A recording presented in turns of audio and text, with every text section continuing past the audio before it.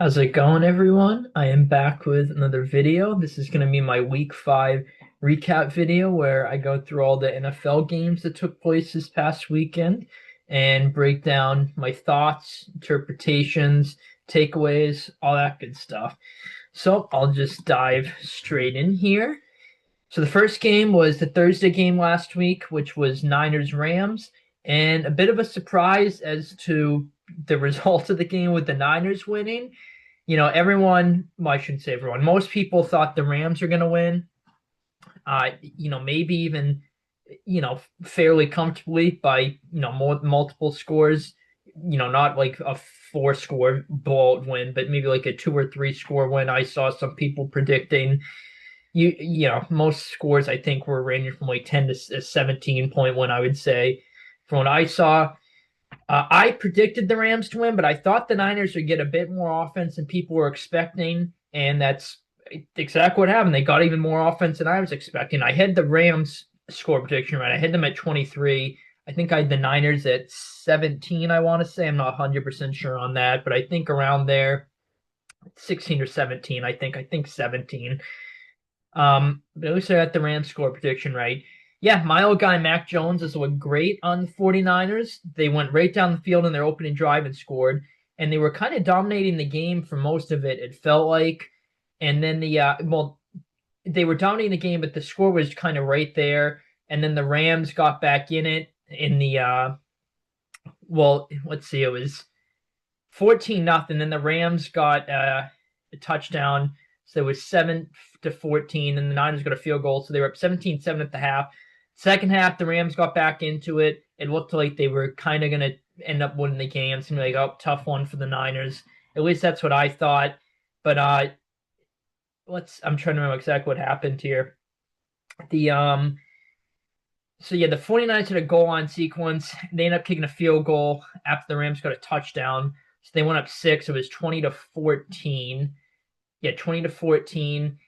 And Mac Jones got hurt, it looked like, and it looked bad. So their backup, who never even played an NFL snap yet, it looked like he was going to have to come in. But Mac Jones is fine. He played the rest, well, not fine, but he was obviously banged up, but he was able to play the rest of the game. Another old Patriot, my old guy who I called Mr. Productive, Kendrick Bourne went off in this game, and him and Demarcus Robinson and MVS are like the only receivers available for the 49ers. And by default, Bourne was the number one in this game, so he went off. He had like 140 something yards, like a bunch of catches, absolutely insane game from him. Um, yeah, and it's just always good to see Mac Jones playing well. We failed him as an organization. Hiring Matt Patricia and Joe Judge run the offense in his second year with, Devontae Parker as our wide receiver one, then a disastrous line. In 23, we failed him as an organization, gave him no help at receiver. But hey, Kyle Shanahan got his guys in a system that utilizes his strengths, and good for him for balling out. But anyway, a bit off topic there. The Rams probably had this game won if they didn't fumble the ball at the half-yard line with Kyren Williams. They were about to score, take a touchdown lead. Um, they were going to be up 4 with like 50 seconds left. So you imagine that the Niners probably end up losing that game. Who knows though? But you imagine the Niners end up losing that. But Kyren Williams fumbled at the half-yard line. The Niners just went conservative, 3 straight runs. I'm sure they probably would have attempted a throw if they weren't backed up at the 1 yard line in their own end zone. But the Rams got the ball back, got the field goal off, go to overtime. Niners went down the field, got a field goal to go up 20. Yeah, they were 26-23. And then the Rams went down the field. They won for it on 4th and 1. And, this is a big talking point. McVay talks about how it was a bad play call after the game. He basically just ran a halfback dive. He just called the run straight up the middle. The Niners stuffed it. And the Rams didn't convert, and the Niners ended up winning the game off that. The Niners defense, as I say every week, played really good, was another, monumental part as to why they won this game. Robert Saleh has been coaching, phenomenally this, there we go, this year for the Niners. Might be the best assistant coach hire. He is that defense. He has them balling out despite all the injuries, and they were even more hurt in this game. And the Rams figured some things out on offense in the second half more so than the first half. But still, that defense, was pretty clutch, forcing the fumble at the half-yard line. You can argue that was just a heck of a play rather than just coaching great defense. But um, yeah. What else was I going to say about this game? So, yeah, the play call was bad. The Rams probably should have had this game, even though the Niners felt like outplayed them, definitely deserved to win the game. I'm not too concerned with the Rams. I think they'll clean it up. They'll be fine. Short yardage situations, that is something I'm a bit not concerned about because I'm not a Rams fan. But the Rams, if I was pulling for the Rams, I think they'll get it cleaned up. But I'd be a bit concerned. It feels like short yardage situations, they kind of just do bland play calls, and the play calls don't work out. So I'm sure they'll end up cleaning that up. The Niners are 4-1 despite all their injuries, and I think they're getting some guys back. Mac Jones, he was banged up, so be on the lookout for that. I think he's going to play. They play Tampa this week, so that should be, at least on paper, it should be a really good game. But yeah, really good win for the Niners on the road. They used the underdog. Mac Jones talked about how Kyle Shanahan was pissed off. They were underdogs. They used, the underdog mentality. Everyone's counting us out. Let's just go out there, prove them wrong mentality. And they end up winning the game off it, even though it looked like the Rams are going to win. It was going to be not a devastating loss to the Niners because they were expected to lose. But, a loss to them would have been like, all right, yep, well, we should have had it. And we ended up, giving it away to the Rams. So good for the Niners to get the win here. This is the first Thursday game I got wrong with my picks. I was 4-0 prior to this.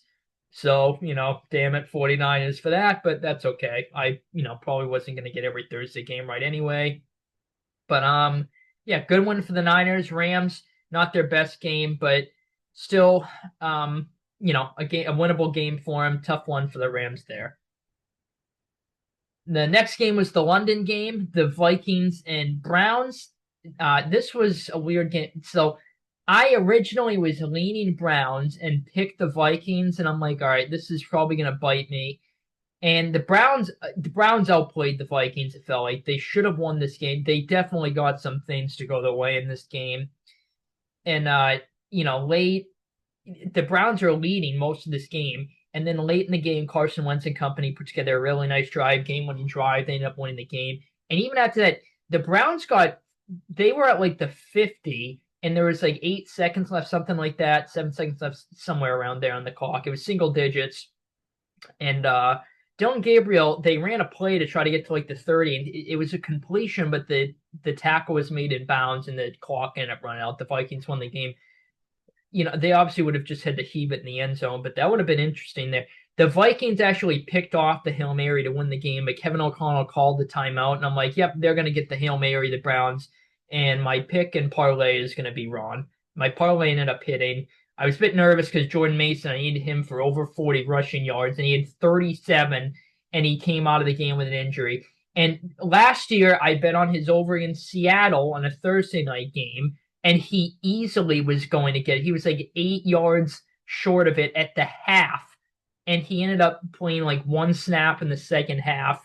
And then that's it. And so I got screwed by an injury of his last year for my parlay. It nearly happened 2 years in a row. So thankfully he ended up coming back and getting it. So I ended up winning my parlay for this game, which got completely... Well, another one of my parlays got completely ruined by the Cardinals. Can't wait to talk about that game. But anyway, getting back to this game here. Yeah, it felt like the Browns were outplaying them. The defense was playing really well. The Vikings line looked bad, kind of as expected in this game. Jordan Mason, I will say, the run game was a bit more productive than I thought it would be. But yeah, the Browns, it just felt like they were getting things to bounce their way, and they had this game, they had this game not in the bag, but it just looked like they were going to win the game. The Vikings, it was 14-17. Pretty late in the fourth quarter. It was like, I want to say like 7, 8, 9 minutes left. Well, so it's still a decent amount of time left. And they were attempting a field goal to tie it, and the kick bounced off, it not bounced up, but it hit the camera wire. And so that should have been a re-kick, but it didn't. It didn't happen. The Vikings didn't get a re-kick, and I'm like, well, great. Now I'm going to lose. I swear, I'm like the unluckiest bettor in history. I'm like, now I'm gonna lose my parlay because the goddamn football hits the camera wire. Like, bro. But again, thankfully the Vikings came up clutch on that last drive. The Browns run game, I'm surprised how well Judkins and the run game were just absolutely gashing the Vikings this game. Judkins has looked really good in the couple games he's played for Cleveland.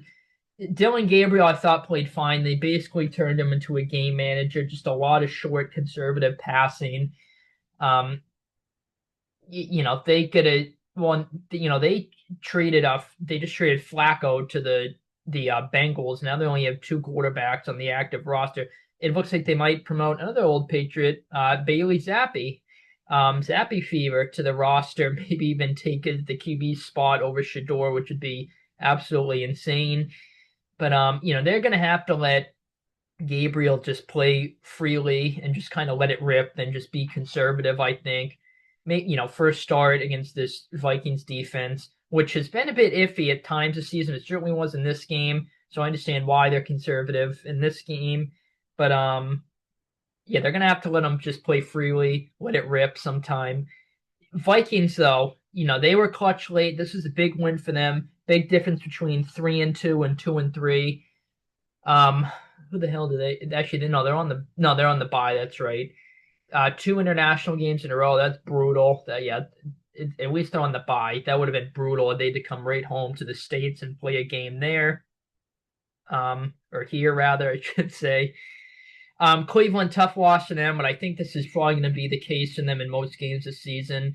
Where well, it has been so far. Even in their win against the Packers, lower scoring offense doesn't have too much going for it, and the defense keeps them hanging around. But they end up losing. That's probably going to be the case for most of the games the Browns play this season. So tough loss to them here. Certainly some positives to take away, but Vikings got the dub when things didn't go your way. Big win for them in this one. Oh boy, Raiders Colts. Yeah, sometimes the score can be misleading in games, but that was certainly not the case here. If you just look at the final, I don't even think I'm gonna spend too long on this game just because the final score. If you just look at it, it's a pretty good indicator. 40-6. Yeah, yikes for the Raiders. I thought that this was gonna be, a surprisingly close game. That the Colts would end up getting the job done. And it looked like that at the start of the first drive of the game. The Raiders went right down the field. They ended up getting held to a field goal. But from that point on, it was just a disaster, complete disaster. Gino with another turnover. I think he leads the league in picks by a good margin. I think he is 8 is the number. Sorry, getting a funny text here. But that just completely threw me off topic. So yeah, Gino is 8. I think that's the magic number. He leads the league in pick. He's looked awful in at least 3 games to the Raiders. Now, thankfully, they play the Titans, which again they're coming off a win, but they got so many lucky things to go their way in that game. But anyway, I'll talk about that game in a bit here. Yeah, Gino is awful. I think a reporter even asked Pete Carroll, "Are you considering moving on to Pickett?" And Pete Carroll basically said it was too early. They gave Gino that contract, and we're only 5 games in, but oh boy, that contract looks rough at the moment. Yeah, the Colts. I mean, after that Rams game, I think me along with most people are like, all right, even though they lost that game, I think the takeaway was the Colts are legit this year. Like they're gonna you imagine at least contend for a playoff spot and maybe even make it. And that was takeaway coming out of that game, but I did not expect them to completely just blow the doors off the Raiders like they did here. The only bad thing for the Colts is their kicker got hurt, Schrader, and they kept having to go for 2. It was kind of funny. They got a few, they didn't get a few. One of them they got screwed on a horrible OPI call on oh god who the hell caught the pass? Completely blanking on it. All right, now I gotta look this up. This is driving me absolutely insane here. Let's see. Now this is driving me insane.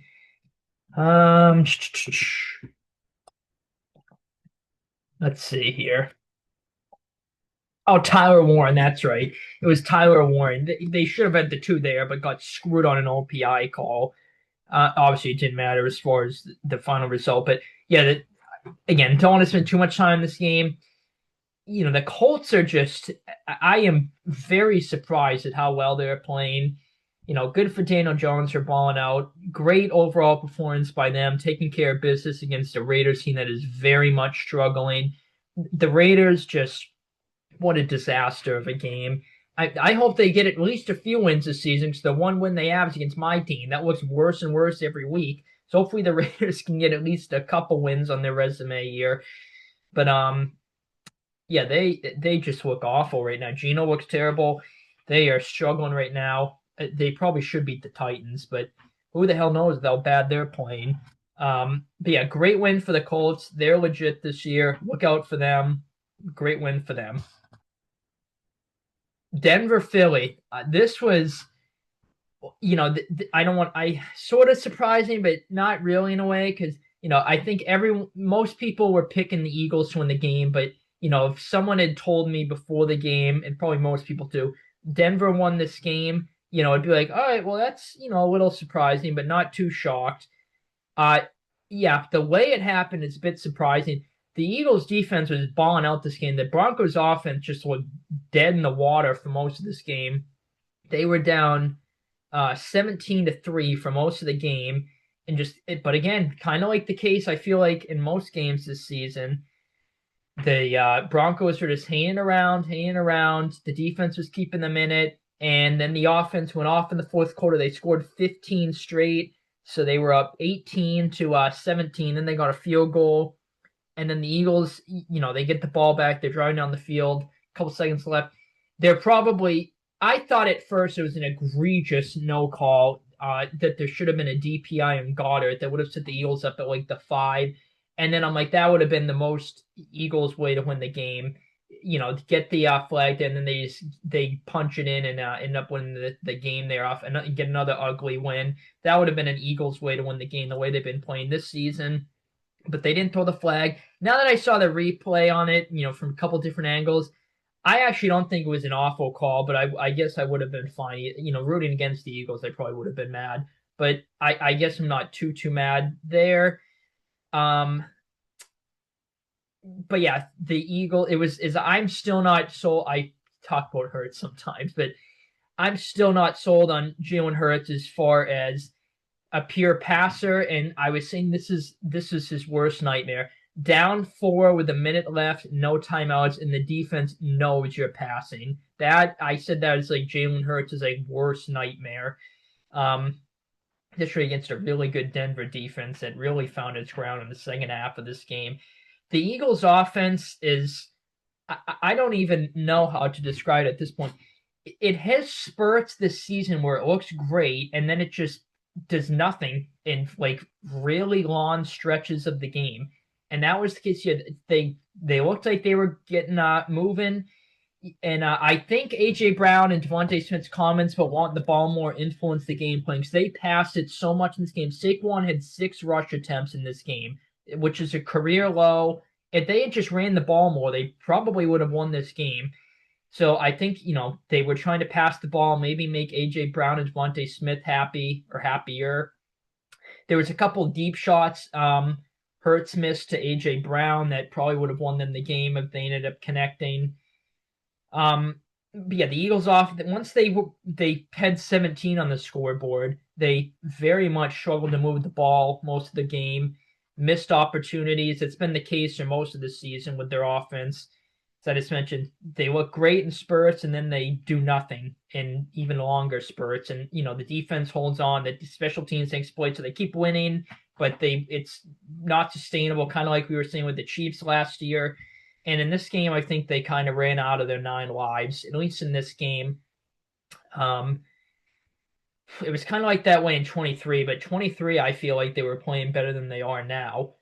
At least the offense certainly was. You know, the defense now, I think, is playing better than it was in 23, easily. But yeah, Denver, credit to them for just sticking in the game. Again, they were only down 2 scores. It felt like their offense was dead in the water. They could get nothing going, but they just kept on grinding. They again scored what 18 unanswered points in the fourth quarter. So, the Eagles defense finally kind of caves in a bit and the offense can't get the job done. Yeah, Bo Nix, there was a secret, it was like what, second and the Broncos got the first down, it was like second and third or on, and Courtland Sutton ended up getting a 30-yard play. And I'm like, all right, well, the Broncos are seriously going to threaten to win this game after that. And yeah, they ended up winning the game. So credit to the Broncos. This is a big win for them. They're only 3-2, but they very, very easily could be undefeated. You can argue they're better than a 3-2 team, I would say. Which is again why I think I talked about this in my video last week. Why I'm not a big fan of the age-old saying that you are what your record says you are. In some cases I think that's true, like the Jets, for example. But Denver I think is much better than 3-2. Honestly, they at worst they should be 4-1. The Colts game they got screwed on by, not a bad call, but just in a very unfortunate. It was the correct call, but just a very unfortunate call. So they really should at minimum be 4-1. In the Chargers game they probably should have won too. But anyway, great win for Denver to go on the road against arguably right up there with the Bills for the Super Bowl favorite this season. So big win for Denver here. Philly, I think they'll be fine. They weren't going to go 17-0. Ugly loss. Maybe it's a blessing for them. Maybe they'll finally focus on the flaws now that they lost this game. So yeah, maybe they'll just pay attention more. They'll try to get better from it more so than if they won this game, if that makes any sense. So tough loss to them in this one. Offense really going to figure some things out, but good win for Denver here.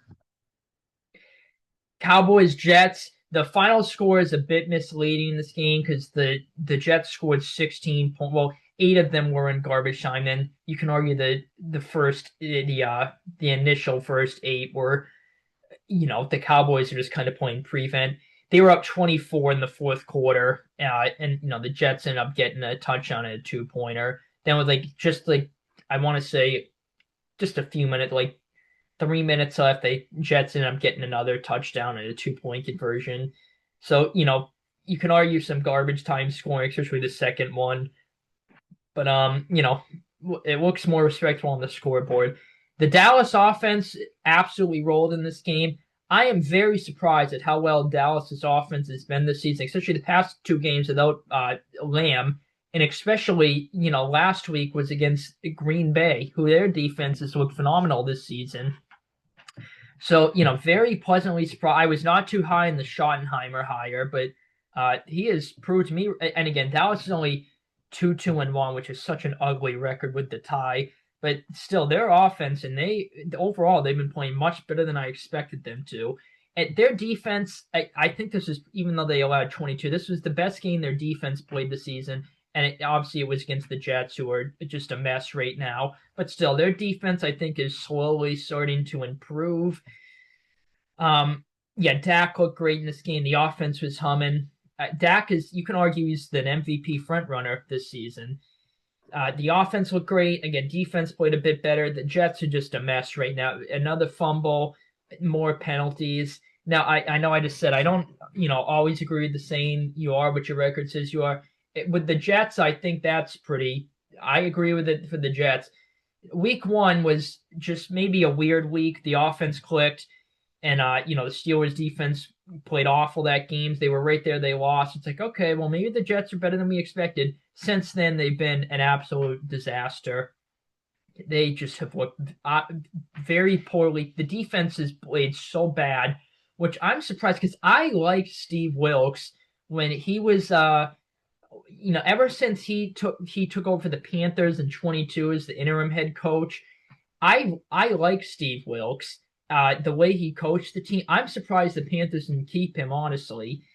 And then even though he got fired after that Niners season when he was the defensive coordinator, because he blitzed too much in certain situations was kind of the main reason. His scheme didn't align with Shanahan, things like that. The Niners defense is really good that year. I kind of like his coaching style. He's a very hard coach, it seems like, but he respects his guys. He's going to stand up for him. He's like a very good leader from, what I've seen of him. And I thought he was a good defensive coach. And so I'm surprised at how undisciplined the team has been in general, but, especially defensively, and how bad their defense has been. And obviously, Aaron Glenn was, he got hired because of his pedigree as defense, and their defense is still terrible 5 games into the season. Even in the game they almost won, it would have been because of the offense, not the defense. So, the Jets certainly have to get some things cleaned up, and they got a brutal draw against Denver. Well, at least it's not in Denver. It's an international game. But, yeah, that on paper looks like it could be a disaster for the Jets. But who knows? We'll have to see. But, yeah, the Jets just undisciplined. Didn't do too much till, the game was pretty much out of hand. Oh boy, the Jets are the Jets. Aaron Glenn said they aren't the same old Jets. Well, he's right. I think they might be even worse. He's the first Jets coach in history to start 0-5, and they have not forced one turnover 5 games into the season. That is absolutely insane. I think they're the first team in NFL history to not do so, is the stat I saw. So that is absolutely insane. But yeah, tough loss to them in this one. They did not play well, but Dallas, credit to them, sort of was a trap game, but they didn't fall into it. So credit to them for taking care of business in this one. Giants Saints. This was an interesting game. It felt like the Giants just couldn't get out of their own way in this game. They're making it down in the end zone, and they kept turning it over was the issue they had. They were moving the ball most of this game offensively. They just kept turning it over. Dart had a play where he is like forever in the pocket, and he scrambles and just loses his handle on the ball, turns it over. Scatterboo had a fumble that the Saints returned for a touchdown. Dart threw a pick on it was 4th down, which he just heaved it up. 4th down, you might as well. It got picked off, which the Saints lost like 30 yards of field position on that play. So the smarter thing would have been to just bat it down, but that's okay. The Saints, this is a good win for them. It looked like the Giants went right down the field and scored on the opening touchdown drive. And I'm like, yep, I knew I should have picked the Giants. But the Saints, they just hunt. I don't want to say hunt in there, and they won at the last second, but they just kept grinding this game. Shaheed had a big play for a touchdown. The Saints overall have been better than people have thought. Yes, they are 1-4, but I mean, again, they've been right there in all their games except the Seattle game. That was a disaster. But besides that game, they have been right there. Even against the Bills last week, they were right there up in the fourth quarter. They're throwing in the end zone in the fourth quarter to take the lead in Buffalo. So the Saints have been a bit sneaky this season. Excuse me here. You can argue the Giants are, a bit sneaky with Dart too. Even though they only put up 14 points, their offense certainly has looked better in the 2 games Dart has started. Obviously the bar was very low with Russell Wilson, but Dart I thought was pretty good for the most part. I will say Dart is, hopefully this isn't the case, but he's probably going to get hurt eventually if he keeps running and just like he refuses to slide. It looks like he just puts his head down, his shoulder down, tries to get extra yards, which yes, obviously that's good on one end, but it's not worth it if you're going to get injured. Actually, the Giants are open. He's their franchise quarterback. The Saints, the Saints offense, it does seem like they get a bit too conservative at times. They love to check it down to Kamara out of the backfield a lot. They had a sequence at the end of the first half. They hit the ball in the red zone. They got too conservative. It felt like they check it down and get too conservative at times. I think that's the case. Rattler, I will say, Rattler's played solid this season. I'm a bit surprised how well he's played. And again, the Saints 1-4, but they played better than I think most people have expected. When they get some more talent on that roster with Kellen Moore and company, they keep playing this way. Look out for them. What else in this game? But yeah, defense kind of settled in. The defense has had stretches where it looks good under Brandon Staley. The offense was good this game. Tough loss to the Giants. They're probably beating themselves up with the turnovers. Probably felt they should have won the game. They didn't, have multiple turnovers when it looked like they were about to score. But the Saints, good win for them in this one. Maybe they can build. So hopefully not against my team, but hopefully, from their perspective, maybe they're looking at, all right, well, we got the win. Let's ride into, the season moving forward. Again, hopefully not against my team this week. We play them, the Patriots. Giants, tough one. They play the Eagles tonight on Thursday night. I wouldn't be shocked if they pulled off the upset, but boy, that's a tough draw for them. Tough one for them here. Good one for the Saints, though. Houston, Baltimore. Yep. As far as the game is concerned, I think this final score is pretty telling. The Texans just flat out dominated them. They looked like the 2007 16-0 Patriots out there offensively. They could not be stopped. I mean, what did the Ravens stop them once and held them to a field goal? That's the only thing I can remember off the top of my head. The offense was a mess for Baltimore. They had, one deep shot to Zay Flowers. They ended up getting a touchdown. Besides that, they did pretty much nothing offensively. Houston just dominated the game. I'm honestly surprised it was a blowout. I picked the Texans to win, but I was uneasy with my pick. I would say I think Baltimore still very well could win the game, even with Cooper Rush and even with all the injuries. I picked Houston in a close game, like 20-16, I think was my score prediction. The Texans, again, just dominated the game. I was surprised at how that went. Baltimore just, oh boy. The Ravens are a mess this year. Maybe it's because I picked them to win the Super Bowl. I picked the Bengals to win the Super Bowl in 22. No, I picked the Niners to win it in 22. Excuse me. I picked the Bengals to win it in 23. Excuse me, I get something in my throat. Jesus. So I picked the Bengals to win it in 23 and 24. At least the Niners made it in 22. No, they didn't make it in 22. Obviously, they wait. Did I? No, okay, sorry. I picked the Niners to win it. Yes, okay. I picked the Niners to win it in 23. I picked the Bengals to make it in 23. I had a Cincy Niners matchup. At least the Niners made it. They probably should have won that game against the Chiefs, but what a surprise. The Chiefs got a bailout injury with Greenlaw going down early, but that's okay. I picked the Bengals to win it last year.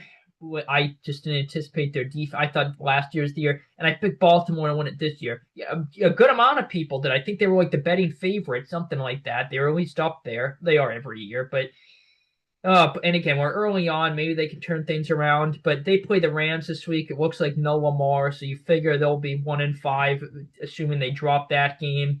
And they'll, at most, you imagine they probably can only lose like 2 or at most 3 games to make the playoffs. So they're going to be in code red after the Rams game, I think, as far as their playoff hopes at 1-5. But who knows? They very well could make it at 1-5. But who knows? Well, not at 1-5, but if they start 1-5, if they get on a win streak, is what I meant. They're just a disaster. Now the defense is an absolute abomination. One of the worst defenses I've ever seen. Yes, they have all the injuries, but they still were playing awful even with the injuries. I thought Baltimore's defense was going to be one of the better ones this year. And again, maybe not in this game because with all the injuries, but surprised at how awful they're playing. Just Baltimore getting blown out at home like this, that is just not something I don't think many of us expected. These teams played on Christmas Day last year, and the Texans looked like the worst team I've ever seen in that game, and the Ravens just absolutely dominated them. The only points the Texans got that game were off a safety from their defense. Not even a calendar year later, and in Baltimore, this is the result. Oh boy. So shows you how much can change in, again, not even a year. But Ravens, Jesus, Henry's done very little outside of week 1 against the Bills. Cooper Rush, struggled. The defense is a disaster. They are just, his seat is really starting to heat up. Zach Orr's seat's obviously heating up. Boy, they're in a tough spot right now, Baltimore. But on the other end, at least the Texans, their offense looked phenomenal in this game, obviously, and it looked really good in the fourth quarter against the Titans the prior week.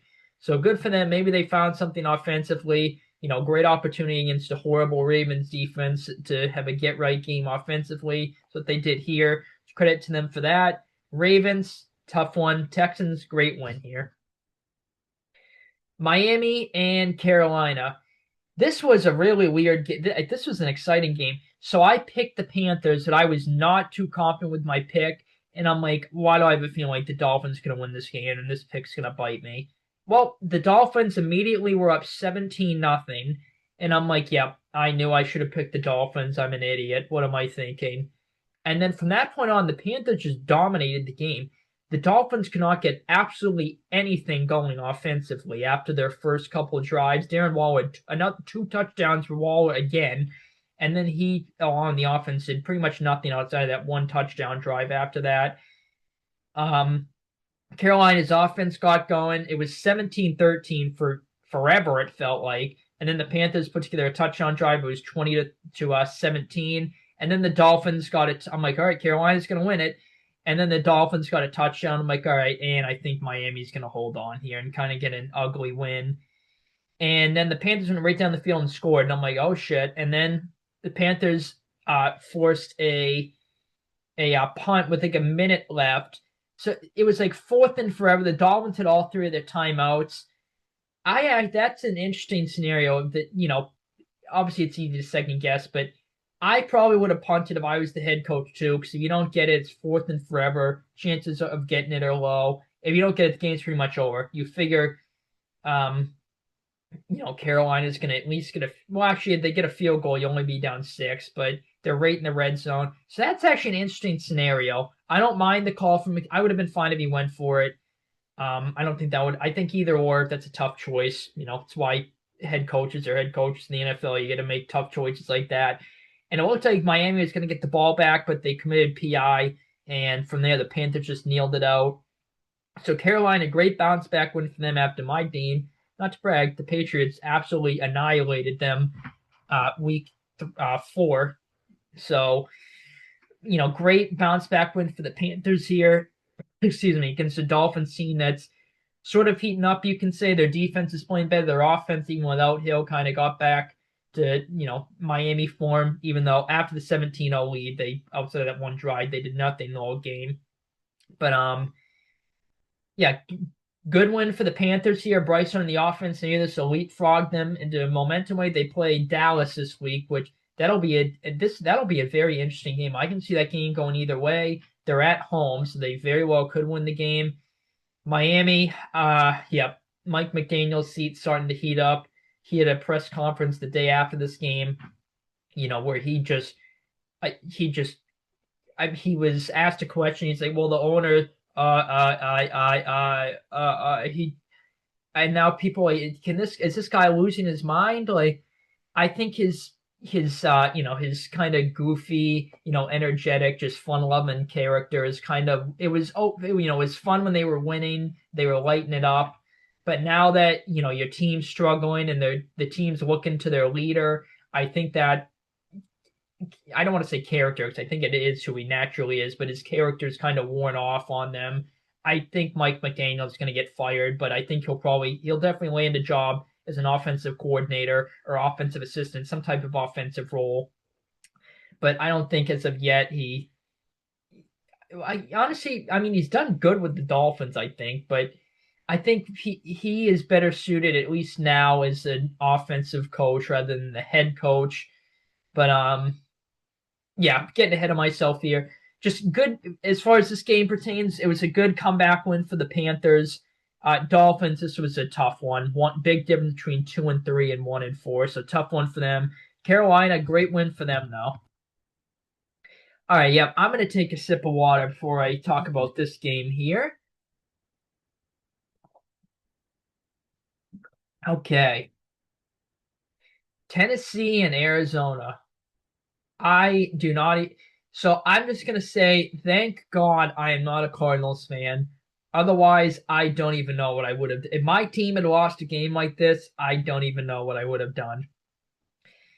I probably would have had to be locked in like an insane asylum if my team lost this game like this.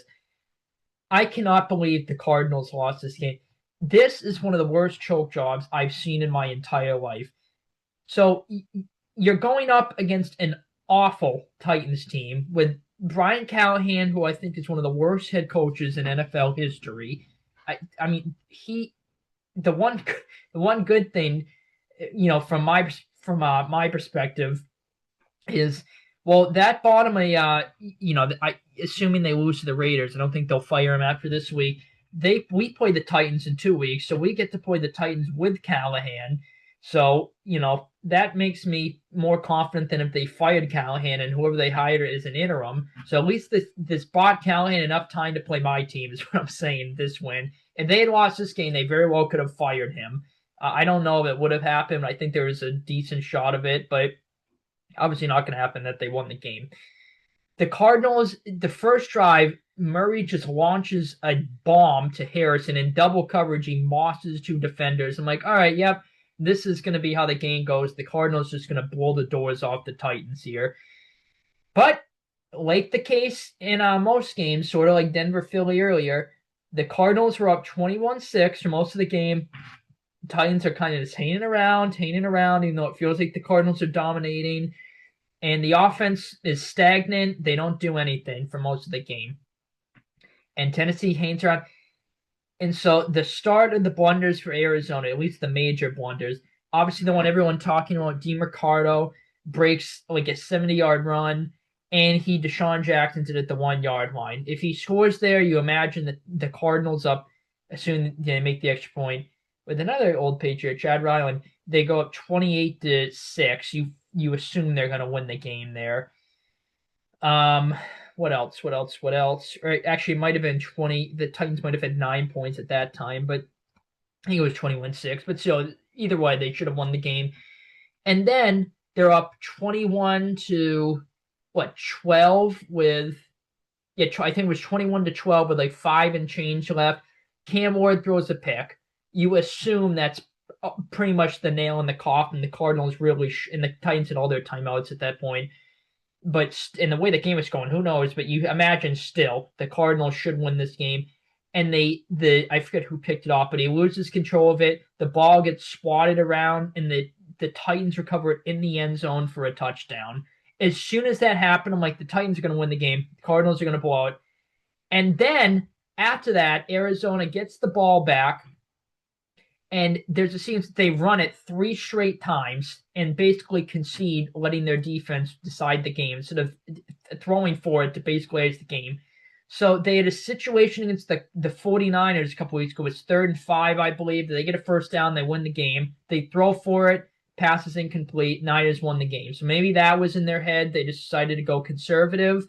But like, bro, you might as well 3rd and 9, and they had a timeout and the 2-minute warning, I believe. So actually no, they had the timeout and they let it go down to the 2-minute warning. So if you throw, you might as well throw, because if you get a first down, it's not ball games. The Titans should have had a timeout, but at worst, let's say you run it 3 straight times. The Titans get the ball back and around 20 seconds left. They're going to need to drive nearly the length of the field with 20 seconds and no timeouts. So you assume that's the ball game. But instead, they went conservative and conceded, punting the ball, basically. Drew Petzing, a lot of Cardinals fans saying he needs to be fired. I mean, I as a neutral fan, I think that's probably the right decision, but I don't think they'll fire. They didn't obviously fire him after this game, but I think he'll probably be fired by the end of the year. I mean, the Cardinals offense, even last season, it had moments or streaks where it was very stagnant, and that's what we've seen this season. This was very similar to the Panthers game week 2, where the Cardinals are up, 100 points, it feels like, and then Carolina battles back, and the Cardinals offense is nothing. They just hold on to win.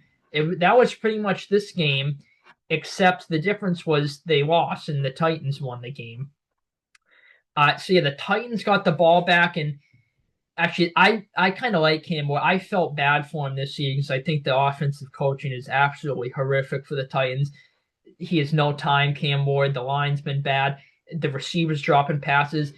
So I thought Cam Ward has actually played good this year, or maybe decent, I would say, considering the circumstances. And he had a really clutch drive. He had a big throw to Ridley when they were down 2 scores still. He had another big throw to Ridley to set them up in field goal range, and they ended up winning the game on a walk-off field goal. So Cam Ward clutch drive, probably one of many, I'm sure, in his career. So good for him to get that under his belt. I'm sure he's psyched. The Titans overall, I'm sure they're psyched. Brian Callahan was psyched. Probably realizes his job saved for at least another week. But yeah, credit to the Titans are kind of this.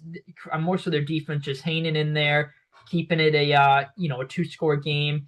But they got so many lucky things to go their way for them to win the game. The Cardinals outplayed them. They should have won by multiple scores, and the Cardinals just, especially the DeMarcado one, was just a boneheaded play. And then after the interception, that was just extremely unlucky, the way the ball bounced and the Titans to recover it. The Cardinals should have won.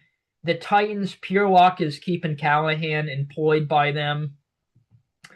And another talking point is after the DeMarcado fumble, Jonathan Gannon, I've never seen him that pissed off. He went up and was reaming him out on the sideline. He slapped his pads.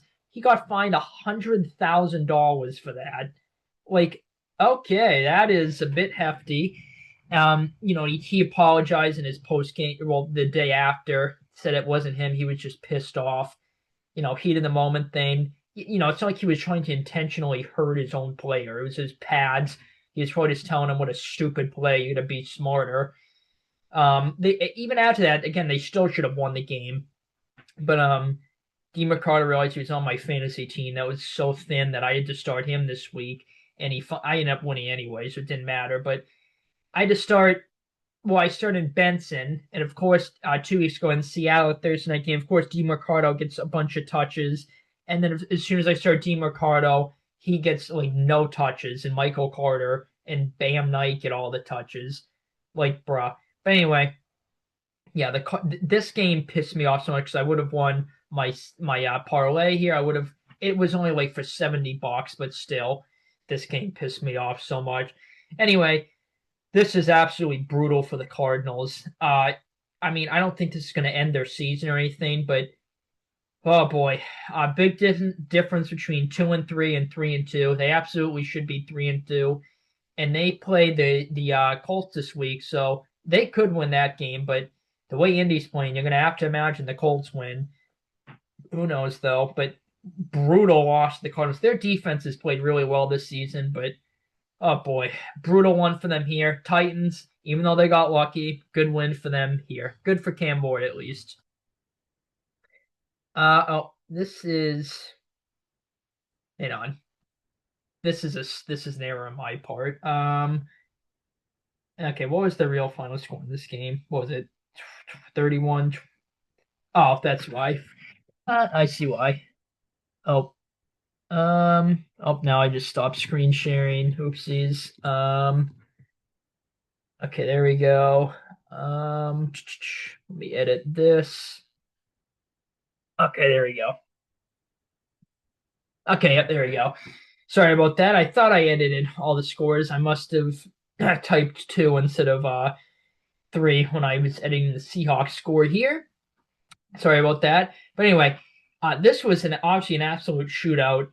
I'm surprised at how awful both defenses were in this game. At the half, it was 13-0 Tampa, and it felt like Seattle they should have at least, well, actually, no, it was 13-7, sorry. And then, after that, it was like a touchdown drive for both teams, pretty much every drive except, 2, one per team in the second half. Baker and company could not be stopped. Neither could Sam Darnold and company. The big difference was it looked like the Seahawks were going to win the game. They were up 7 late. Baker and company went down the field, scored. Even after that, I'm like, all right, I think the Seahawks still have it. Darnold's going to lead them at the field goal range. They'll win off that. Darnold threw a pick, and then the Bucs ended up just getting in field goal range. Well, they basically borderline field goal range when they got the pick. They got a first down with White running, and they got the walk-off with Chase McLaughlin. Another, last-second win for the Bucs here. Baker was super clutch per usual. He was unbelievable in this game, Baker. Their offense is absolutely insane this season. and they again with a bunch of injuries still. Just wait till they get healthy. Well, actually, their offense is starting to get a bit healthier. Obviously, still missing Mike Evans in this game, but well, speaking of health, Seattle's defense, they had a bunch of defensive players go down. And obviously a out of character game for Mike McDonald's defense. They played absolutely terrible in this game. They only forced like 2 stops the whole game, if I remember right. Again, injury is a big part of that, but still, even with the backups, they had multiple times where the Bucs had like a 3rd and long, and they ended up converting. It was like a 3rd and 13, and Mayfield threw a bomb to Ibuka actually, I think it was down at the 1. Then they just pitched it into White on a little pitch out, and he walked into the end zone. They had like 2 of those on the 1. They just pitched it out to White, both on the left side. But yeah, Seattle's defense, bit surprised how bad they played. But again, Tampa's defense didn't play too much better either. They just got that pick at the end. Seattle's offense was humming. I mean, they had a sequence where they were moving down. They missed a field goal early in the game, so that bit them late. And then they had a sequence where they're moving the ball and they get a bit too cute on a play call, and Donald goes to pitch it out on an option play, and they fumble and turn it over. So those 2 plays there, the missed field goal and that pitch out, cost Seattle late. They probably still should have won the game. 7-point lead, just a couple minutes left in the 4th quarter. But yeah, Tampa's defense just played a bit better than Seattle's, and that was the difference in the game, that pick. The turnovers absolutely killed Seattle, the 2 they had, and the missed field goal. So again, give credit to the Bucs. Great win. More so their offense than the defense. At least the defense stepped up late when it mattered most. Got that pick. Seattle's defense, again, out of sync game. Hopefully they can get healthy. They can get a bit, more production out of their backups so their guys don't come back. Their offense, Donald's played a lot better than I anticipated a couple games into the season. So, yeah, this is a really fun game. Both former Panther quarterbacks balled out, could not be stopped, it felt like. But that pick at the end changed everything. Great road win for the Bucs. Tough one for Seattle here. Detroit and Cincy. The score might be a bit misleading because the Bengals ended up getting, they got a touchdown late to cut it to, it was 37 to 10. And then the Bengals got a touchdown, and they got another touchdown with a couple minutes of, you kind of knew the Lions were going to win, but since it was a 2-score game with a few minutes left, and then Detroit ended up, no, it was a 2-score, okay, I'm trying to remember exactly what happened here. It was, what the hell happened? I'm trying to remember exactly. The Bengals were down like multiple scores. They got 2 touchdowns to make it a 2-score game. And then Detroit ended up getting a touchdown to make it 37-17. And then Cincy got a garbage time touchdown to make it 37-24. Browning, he looked, and it's been the case since Burrow went down for the most part. He looked abysmal for most of this game. At least they got some rhythm late. Chase hit a deep bomb for a touchdown. Detroit's offense could not be shot. Again, even though they put up 37 and the Bengals defense did not play well, it felt like they at least took some strides this game. Hendrickson forced a turnover, had a fumble, or forced a fumble on Goff. When the game was early on. I think Detroit was only I think it was 14. It might have been 7-0, but I think it was 14-0 at the time there. The Bengals traded for Joe Flacco, so that's going to be interesting. I thought for sure they were going to try to trade for Winston. Conflicting reports I saw were out that they didn't contact the Giants about Wilson or Winston. They just instead went to the Browns for Flacco. And then another report said they did contact them for Winston. They had a trade in place, and the Giants asked, at the last second asked for more, and since he didn't want it, so then they pivoted to Flacco. Russell Wilson I don't think would have been a good fit, but actually, who knows? Maybe he would have been, certainly Browning's play. Russell Wilson's been bad, abysmal outside of the Giants game this season. Winston would have been fun on this team. Jamar Chase would have hit like 1,000,000 yards. Winston's going to let it fly. They'll be productive, but obviously he's going to turn it over a bunch.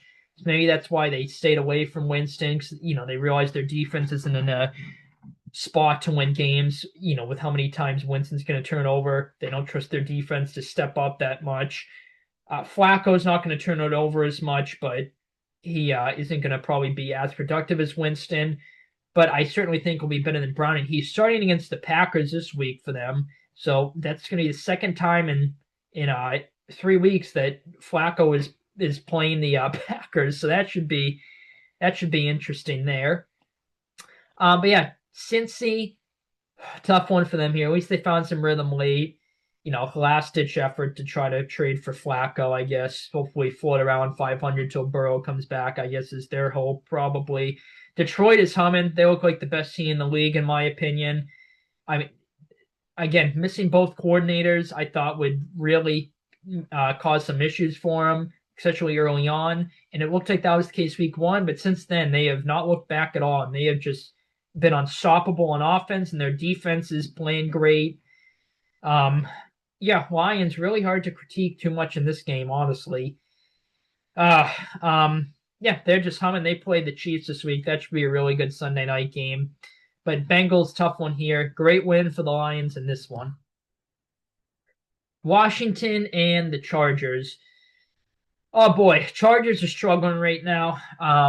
They get some issues. Their line, even when they were winning, their line did not look too great for the most part. I mean, they had another injury. They're on like their third string tackle now. The Commanders got a bunch of pressure on Herbert. Excuse me here.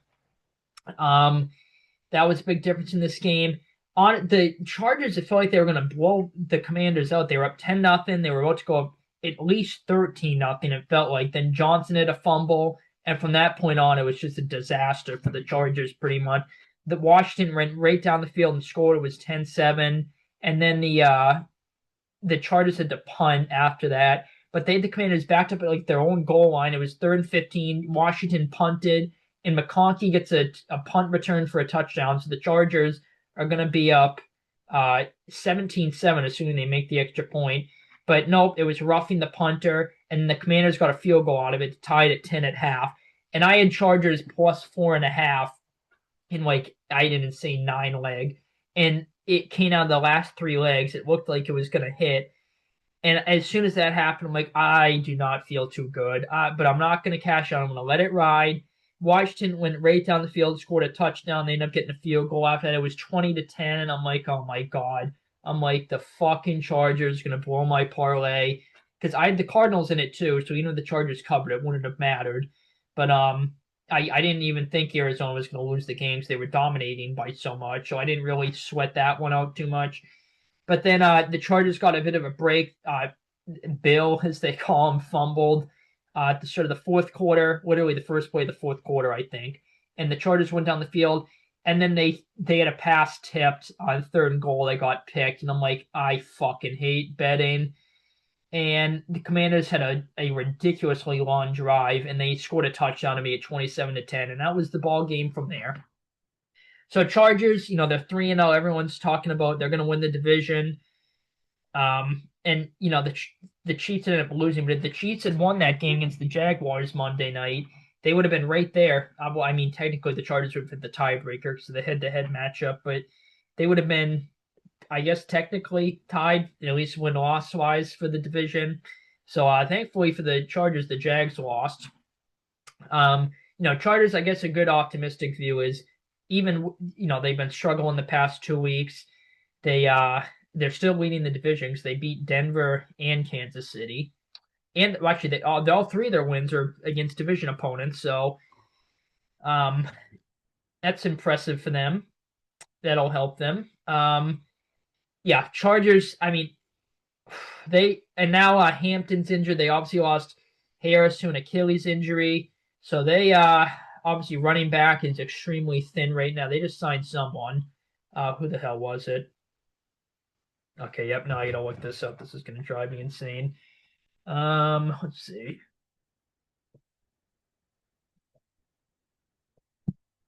Who did the Chargers sign?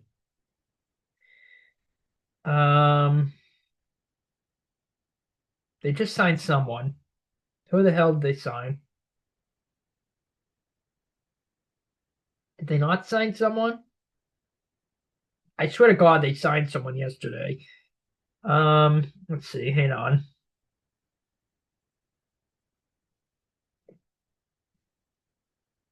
Okay, well, maybe they didn't sign anyone. I thought they did, but I don't know. Maybe I'm wrong. So basically, as of now, they just have Haskins and Vidal on their team. So that's tough for them. They haven't been running the ball much this season. They've gone way too pass heavy at times, I felt like, which is surprising with the Greg Roman, Jim Harbaugh run team. So that's a bit surprising, especially with how bad the line's been protecting Herbert. They go way too pass heavy. So they're struggling. I think they'll clean it up and be fine. I get a lot of faith in Harbaugh. Although I will say, Greg Roman's really good at times, but when he goes like this season way too pass heavy, like I think he cost him that Giants game. If they just ran the ball more, they would have beat the Giants, I think. He has just gone too pass heavy at times this season. So, he's been pissing me off, but I get faith they'll be fine. Defense hasn't been too great either the past two games. It felt like, but I think they'll get it cleaned up. I think the Chargers will be fine. Oh God, just hopefully they can win the division over the Chiefs or Denver. Who it won't be the Raiders, I don't think. Hopefully the Chargers or Denver can win the division over the Chiefs. We can only pray at least. But Washington, great win for them here. Again, their defense caused a lot of pressure on Herbert. They played good this game. Forced turnover in the end zone there. That was big for him. The offense looked good. Jane Daniels was on one leg. I thought that might be a nightmare against the Chargers defense. It looked like it was going to be that way at the start, but obviously it was not. They played great. That deep ball to McCaffrey was insane. That ended up tying it 10-10 eventually.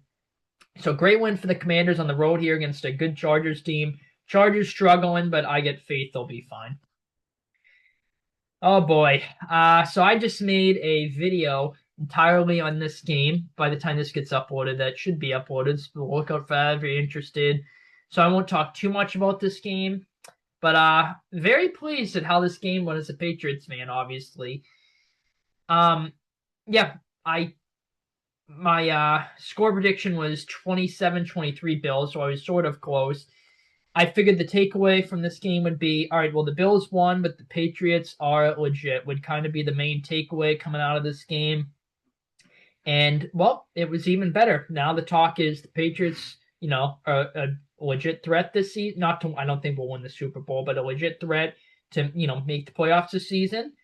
And we won the game on top of it. So that's even better, obviously.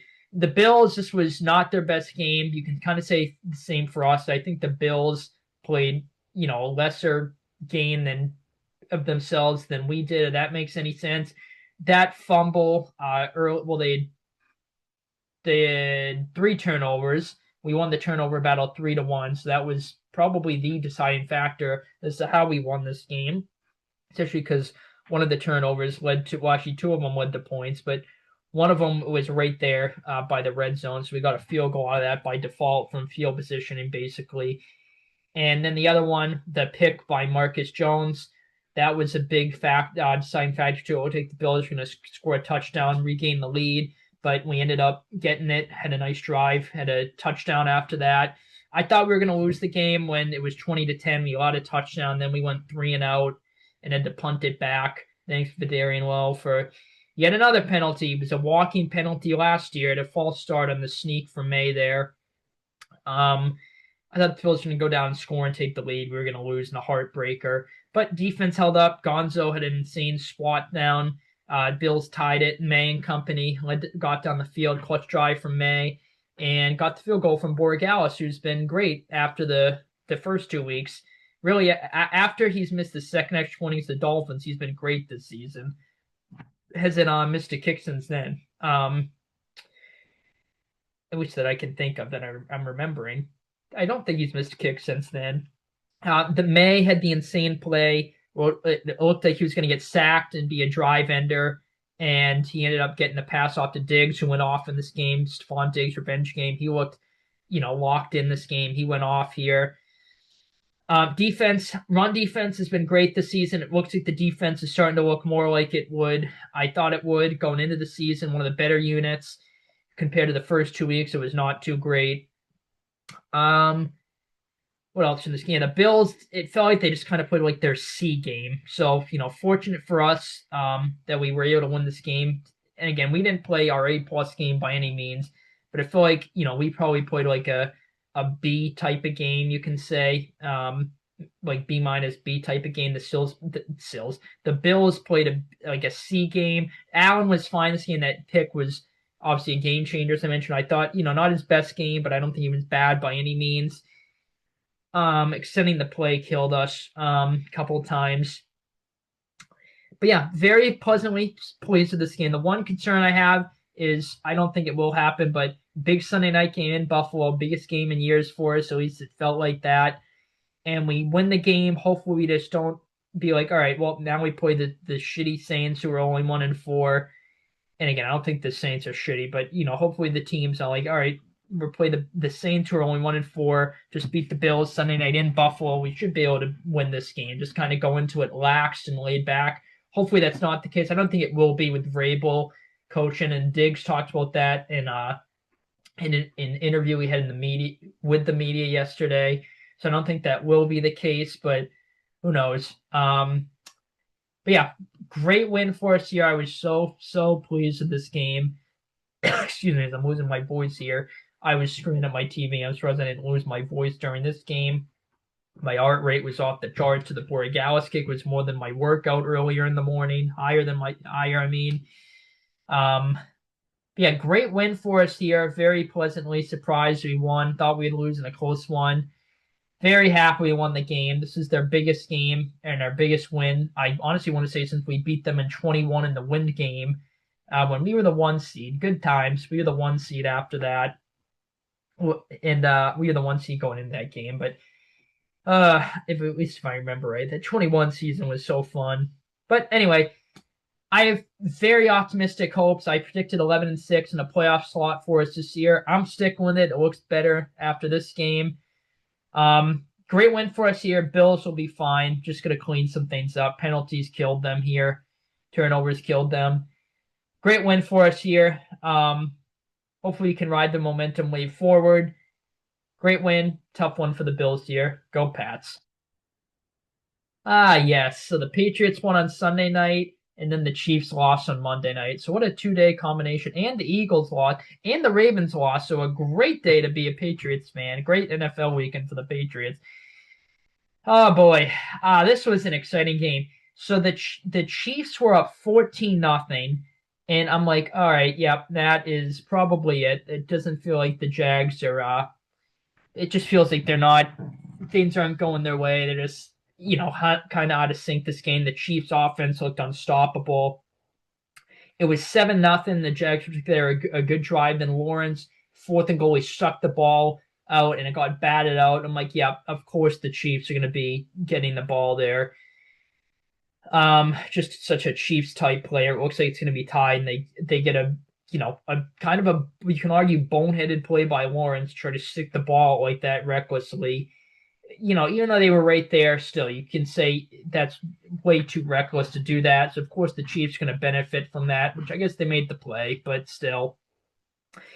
So yeah, they're up 14-0, and then the Jags, it was 14-7 at half. So the Jags defense, again, they're a turnover machine. I think I said it in my score prediction video. If they get a turnover, that'll be, if they continue that, it'll be a big reason they win the game. They only got one, but it was huge. The Chiefs were about to take the lead, and they get a 99-yard pick six from Devin Lloyd. That changed the game, it felt like. I don't think they win without that play. Who knows, though? It felt like even after that, when it was tied and the Chiefs were leading late, they still were going to lose the Jaguars. But yeah, the second half, Brian Thomas makes an insane catch. They tie it 14-all. They get that pick six, as I mentioned. And then what a surprise. The Jags get the ball back, and the Chiefs, to no one's surprise, get a blatantly horrible no DPI call, and they get a pick right, like the 10-yard line, and the Chiefs immediately get a touchdown.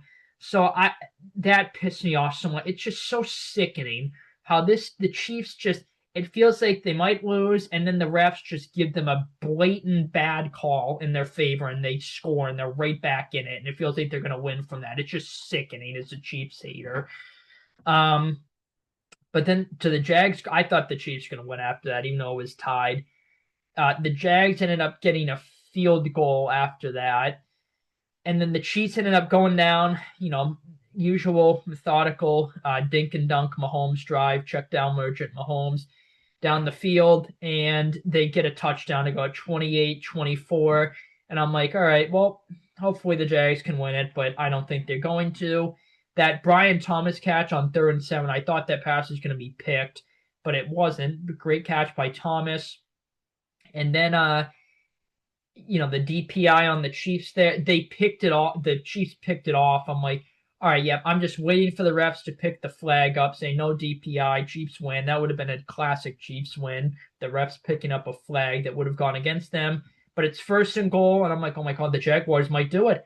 And then Lawrence slipped, and I have like a million thoughts. I'm like, all right, well, Chiefs get bailed out again on a fluke play. But Lawrence gets up and somehow runs it into the end zone, and then the Jags won from there.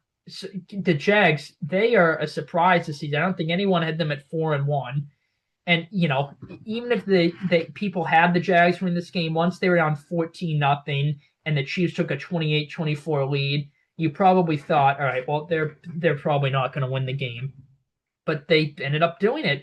Down 14-0 against the Chiefs. The offense is humming for the Chiefs. It's like, all right, yep, they might be cooked this game, the Jags. But the Jags, to their credit, just kept their heads down, kept playing, and they won the game eventually. So the Jags obviously have taken major steps forward under Liam Cohen and this new staff. They're playing with confidence. Their defense, it's gotten the ball moved on it, but again, they forced a bunch of timely turnovers. That pick six changed the whole game. I will say, even though I hate Mahomes, I thought he actually played really good this game. The penalties absolutely killed the Chiefs this game. They had so many penalties. That was uncharacteristic of them.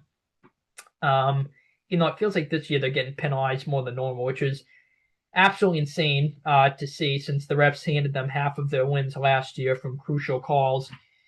So it's good to see the Chiefs actually have flags thrown on them for once. What else in this game? What else?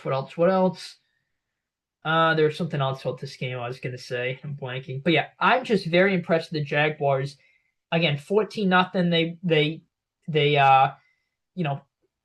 keep their heads in it, keep their heads up, and just keep fighting. Got the lead. And then after that turnover, that ridiculous no DPI call, even though it was tied, the Jaguars, they very well could have, not folded, but gone on to lose the game there. They ended up winning that clutch drive late. Really, I am just surprised at how well the Jags have played this season. I'm surprised they got this win, considering the fashion they did it. Very happy they did. Chiefs are 2-3. That is such a nice sight to see. And even though their offense was moving the ball, honestly, better than the score indicated in this game, I felt like. They moved the ball against the Ravens, and the talk was, all right, are they back? And they did it again this game. But again, the Ravens defense is historically bad. And then this game, the Jags, like I said, you can move the ball on them. It's just they force timely turnovers. So I think a good chance or a good test for them is going to be playing the Lions this week. But their offense this game was certainly better than it was the first couple weeks. Obviously, it was the Baltimore game too. But hopefully their offense doesn't have this consistent groove to it. It's just so infuriating to watch Mahomes in this dink and dunk check down offense they do now, methodical drives.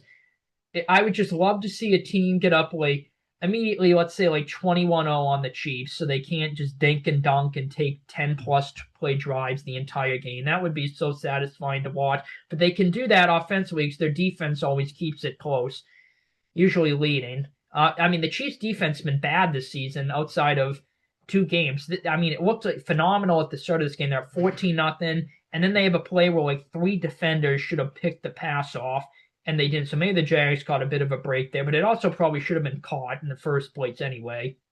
And they scored on that drive, so that was big that the Chiefs somehow didn't pick that pass off. But after the Jags were down 14-0, the Chiefs defense played terrible. So I'm a bit surprised at that. I thought that the Jags were cooked again when it was Lawrence like took a sack for a couple lost yards. He was scrambling, just got tackled for a couple yards behind the line of scrimmage, and they ran a wide receiver screen. I'm like, what the hell is this play call? And it looked like it was blown up. They got a couple yards in the third and goal, the PI obviously. But anyway, great overall win for the Jags here. They are 4-1. They're humming right now. The Chiefs are 2-3.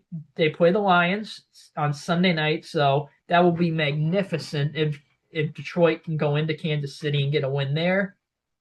So yeah, that'll be a very interesting game to watch. The Jags play Seattle. That's going to be another really interesting game. Both those games are borderline coin flips, I would say.